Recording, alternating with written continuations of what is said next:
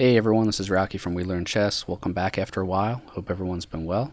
And in the next few videos, I'd like to look at some patterns in a common opening that we've all played at one time or another, the Italian game, for both the white side and the black side. And the reason I want to do this is because I feel like even after a few years of playing chess, I still have no idea what I'm doing. I mean, I feel like I should be able to at least get into the middle game, get into some comfortable positions, and not be making mistakes, especially in a common opening that I know.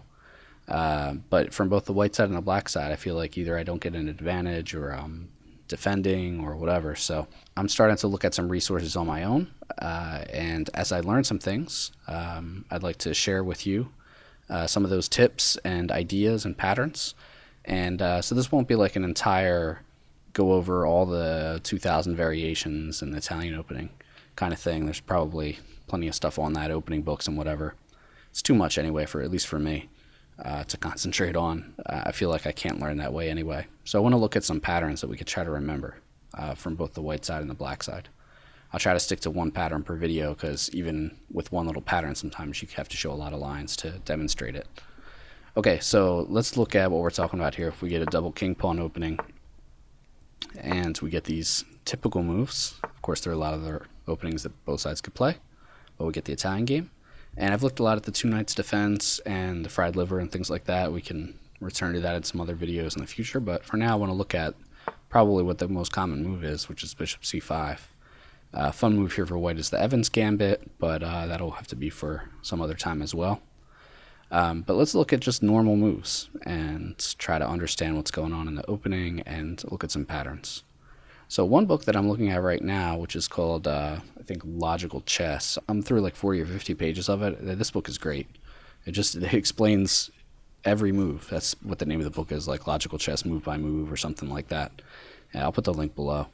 And yeah, really, he explains every move and it makes just things so much clearer. So he recommends here c3, or actually I shouldn't say he recommends. A couple of the games that he looks at, this is a move that is played. Because he looks at a lot of games to explain the patterns. And after black plays knight f6, I just always felt like I just automatically played d3. I felt like I had to defend this pawn, and I never really looked too much at it. It's kind of a slow setup. I don't think it's wrong for white to do this, but he's got a more forceful way of playing. So he can play the immediate d4, which obviously hits a piece here. And it's true that this pawn is undefended, but at the moment black doesn't have a chance to capture it. So here is where the pattern is that I'd like to look at in this game, and that is where black should put this bishop, if anywhere, and what white should do in response. So let's see what happens if black doesn't play the recommended way, or really the only way to play as black. There's really only one way here to play as black. Let's say he tries to move the bishop anywhere. So okay, well, if he tries to move the bishop to d6, that looks a little silly because he's blocking his d-pawn, which makes it harder to get his light square bishop out. Also blocks his queen, and then he's also going to have two pieces here, which at some point, maybe, well, even immediately, I guess, this pawn could be taken, and his pieces would get forked. So bishop d6 doesn't make any sense. Going back to the starting square would be pretty silly. I don't think anyone would do that. So that leaves a couple places. If he wants to move it, he's either going to have to go back to b6 or he's going to have to go to e7. I don't think bishop e7 makes a lot of sense because, I mean, he could have just gone there in one move and not lost any time and not allowed to white to build this really nice center. Because look at all the squares that white is controlling with pawns now. So black is already a little bit behind in development just because he goes second. So if he's going to waste another tempo and allow white to have a really powerful center, I mean, bishop e7 probably has to be really bad, too much. I mean, sometimes in an opening we do make a move where we try to provoke a weakness. Like sometimes white will put a piece on g5 and kind of hope that black plays h6, I'm sorry. Or white will do the same thing, put a piece on g4, and I mean, black will do the same thing. Black will put a piece on g4 and hope that white plays h3, and then these pawn moves around the king can lead to attacks later on because they create levers either for pawn pushes or for sacrifices.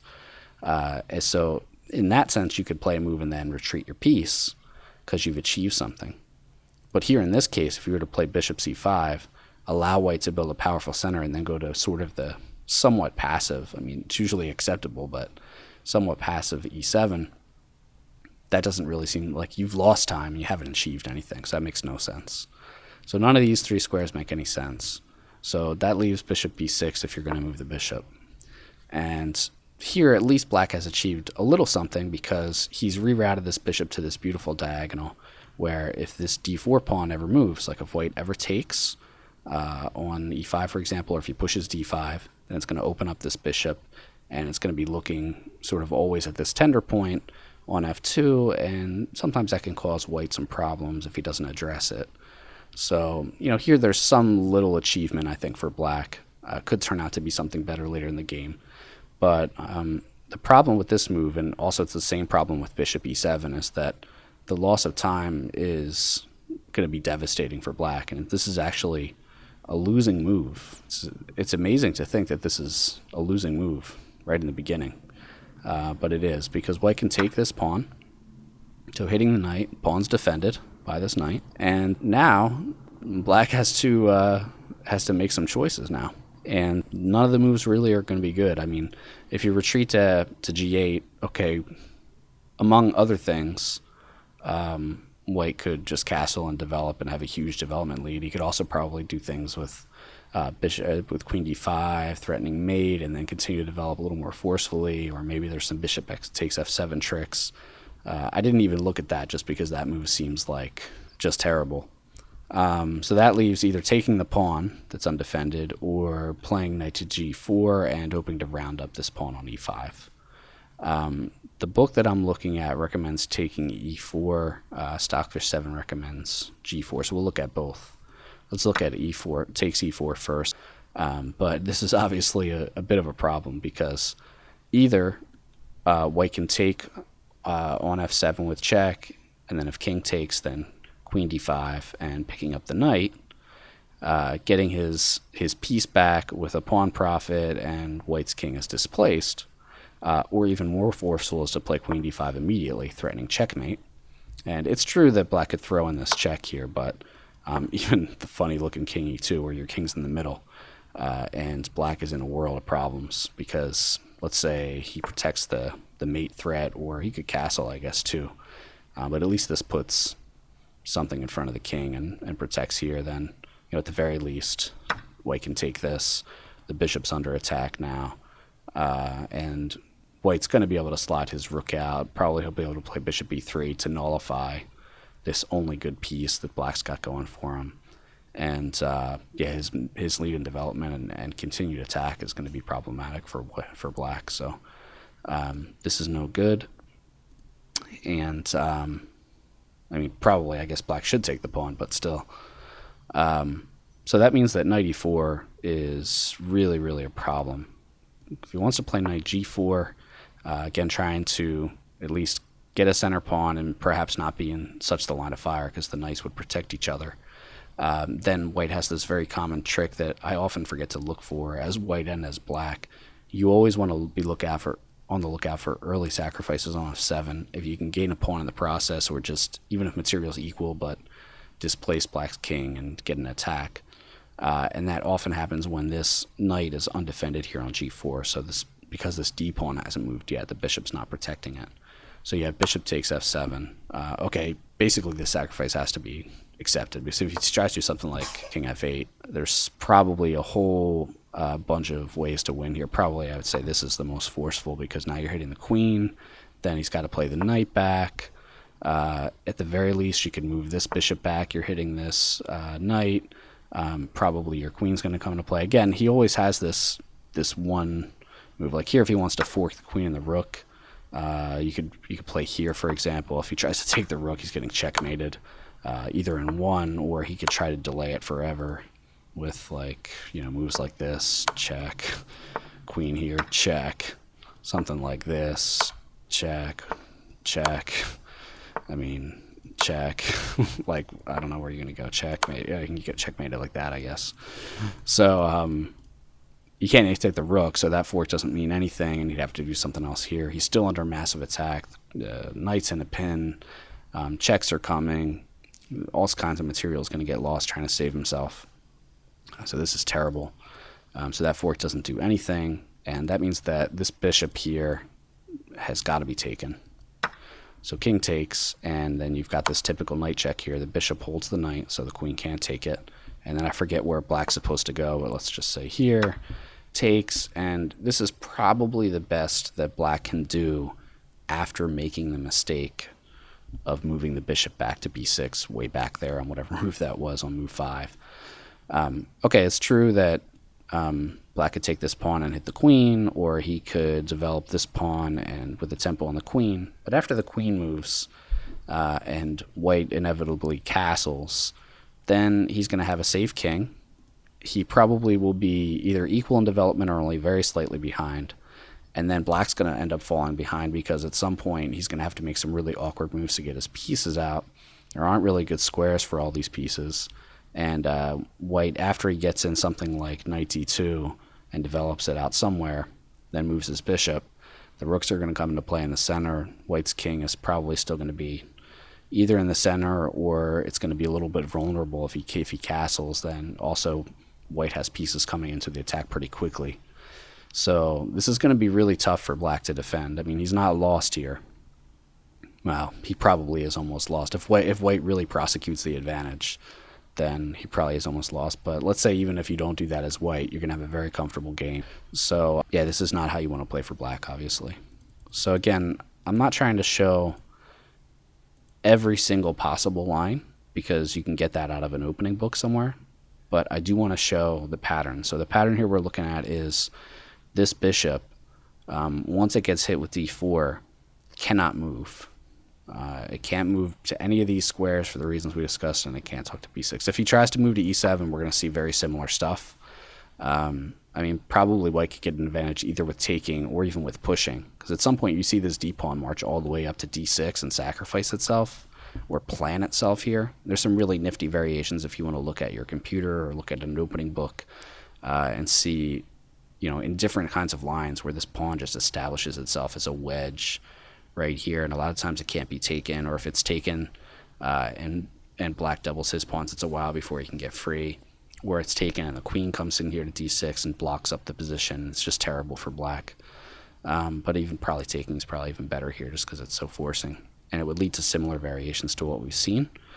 For example, if white were to take here and black were to play here, and now this queen d5 is even worse because the queen can't play e7, so now you can only castle as black.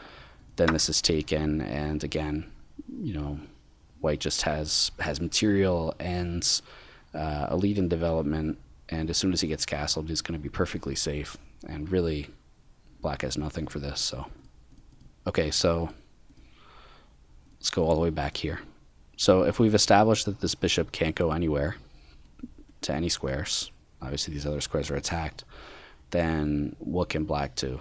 Well, he could try to take this pawn first.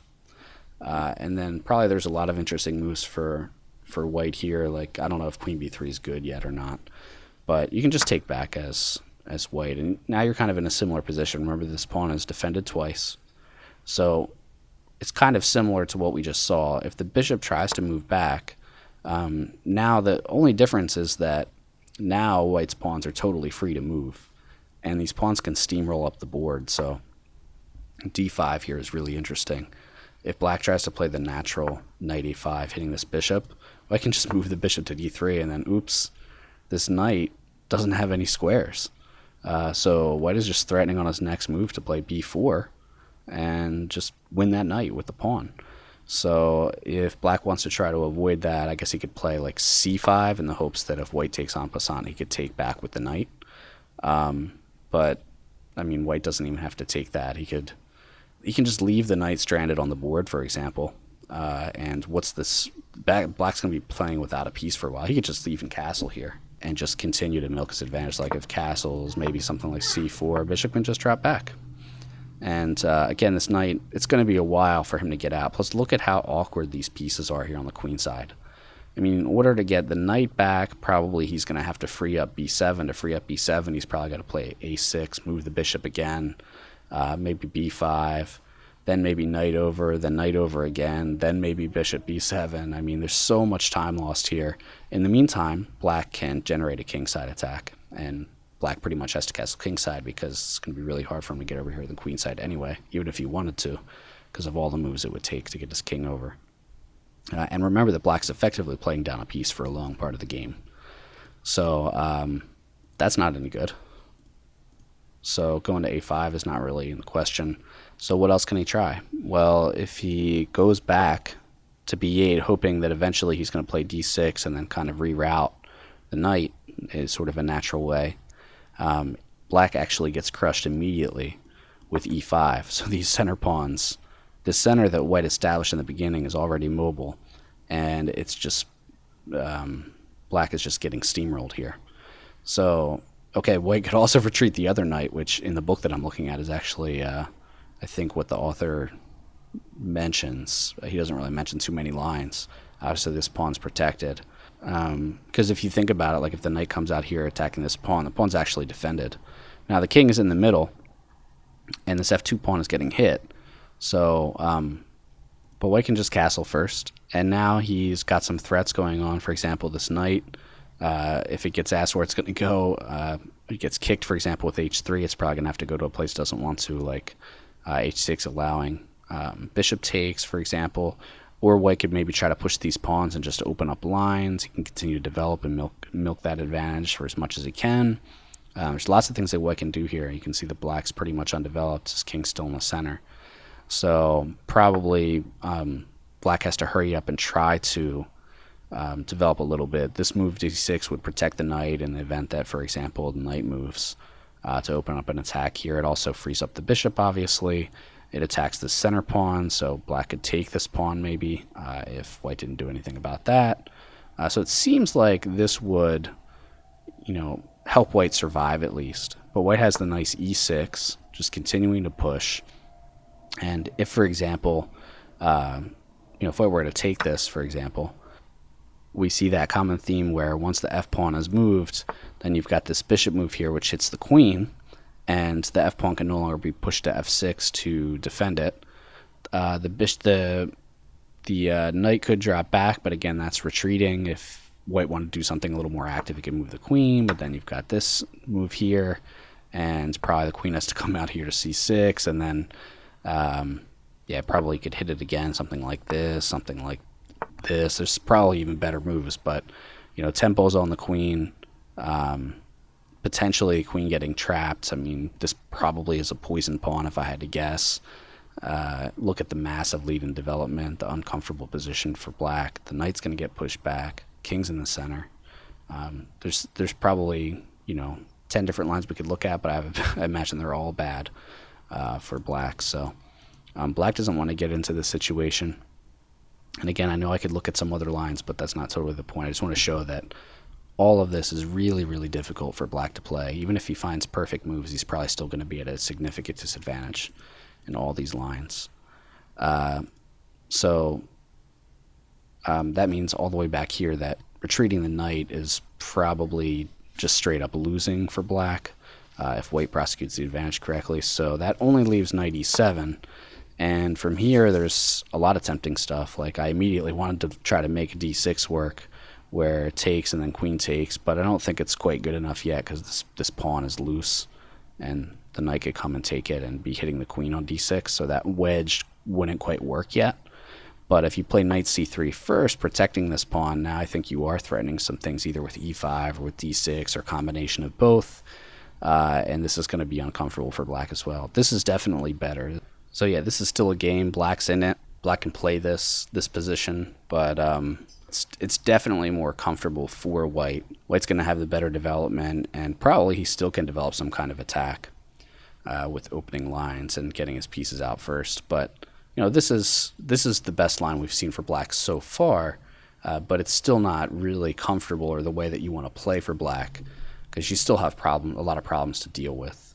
So let's go all the way back here when the bishop is hit. So we've seen that moving the bishop anywhere is bad. We've seen that taking first and then moving the bishop is equally bad. But there's one difference here in this position, and there's one good move for black, and that's to play with tempo. with this check on the king. So the point of taking first is that when white takes back, it'll free up this diagonal, and this allows the check on b4. And white can deal with this in a couple ways. He can try to sack a pawn, he can play a little more passively, but this is the way that you want to play for black, because now as black you're putting a question to white. What do you want to do? And you're not getting caught with all those lines that we saw before. So I'm not going to go into all the lines that would follow here because the video is already kind of long and I want to stick to the one pattern. But that's the answer to this. As black, you have to play this way. Basically, if you get into this variation, which is pretty common, or you get knight f6, and you've done this sort of very common development, and your bishop is hit here, you take once to open up that diagonal, and then you check. And we'll look at maybe what white should do after this in another video. But as black, you definitely have to play this way. And if you're white and your opponent doesn't play this way and does anything else that we've seen, then you should stop, and even if you can't remember all the lines, just try to think about some of the patterns that we saw. Sometimes we saw some sacrifices on f7. Sometimes we saw the queen coming out here to d5. Sometimes the queen would come out to the king side. Sometimes black is just white's just castling and developing. Sometimes white is trying to use the pawns in the center, because black has absolutely no center control with pawns, to push pieces around and make life really uncomfortable for black. So you want to stop and think about what would be the best of all those courses of action in your game if black doesn't play this correct way with the check on b4. Okay, so I kind of had heard that before myself, and I've played that way, but I didn't quite know why or how bad it was for black if you don't do it. So this is, in that sense, it's new for me to see sort of the why behind this move that I had made for a while. So I hope there was something interesting in there for you guys, and I'll see you around for the next video.